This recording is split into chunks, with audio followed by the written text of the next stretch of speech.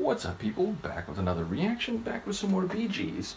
And we're continuing with the 1997 album Still Waters. Thank you as always to Lisa, as well as Amy, Kim, Adam, and others who've contributed to this deep dive, and all of those who've been following along. And the next track in the playlist is Irresistible Force. So my first thought when I looked at the title is that, let's say, philosophical conundrum, essentially like a word problem, which is what happens when an immovable object is encountered by an unstoppable force. So yeah, maybe it will play off that concept. Maybe it's not so much framed in that way, but it's about something which is compelling, something which you feel or you cannot avoid, something which is simply irresistible, and in that regard, not a matter of agency, but a matter of psycho-emotional or even physiological compulsion. And I wouldn't be surprised if this is in the realm of love or romance, that type of emotional force. So let's see what it is in practice. This is the Bee Gees. The song is Irresistible Force, and it's from their 1997 album Still Waters.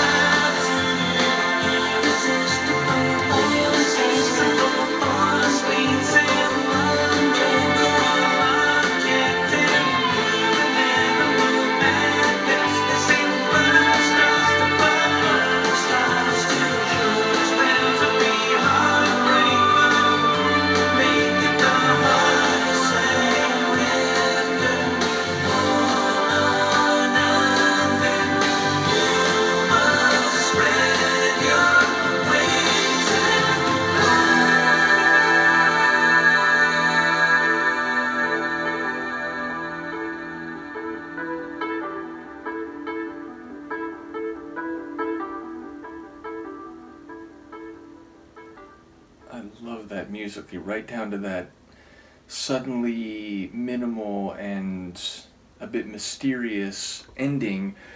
And yeah, you must spread your wings and fly. I caught like bits and pieces of that lyrically. It definitely seems to be framed around that classic, philosophical word problem, because it's absolutes, right? Like we're dealing in theoretical absolutes. It's not like an empirical experiment.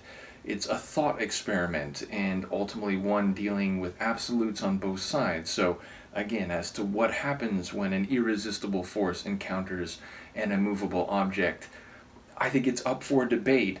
And yeah, I heard lines in here, something like, the days of our lives and over the years. So I do think there's a discussion of whatever concept this is expressed over time, and actually defining the time and the lifespans of our lives, presumably in an emotional context.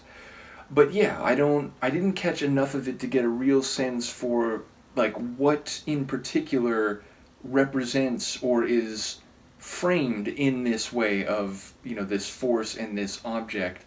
But again, I wouldn't be surprised if it is about, some emotional situation. But that line at the end that you gotta like spread your wings and fly suggests maybe it can be overcome, the immovable object, or you may be able to remove yourself from that conundrum. So yeah, I do wonder. And like that framing sounds like it's normative, it's prescriptive, it's telling someone, maybe someone specific, maybe more generally, what should be done or what is possible.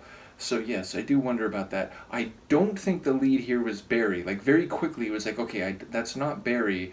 So I don't know, I'm going to guess Robin. I still have a harder time distinguishing between Robin and Morris than I do between Barry and either of the others. So I guess that's just because Barry has a very like distinct vocal quality, especially when he's doing those kind of breathy flourishes, which have defined this album vocally, but not this tune. This tune had a different feel vocally, and again, I am going to go out on a little bit of a limb and say maybe that was Robin on the lead, but either way, this track had a bit more of like a throwback feel vocally.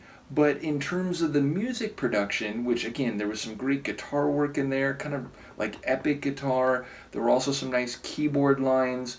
And then at the end, as I said, there was that sort of mysterious kind of keyboard run, which was sort of petering out as the track ended.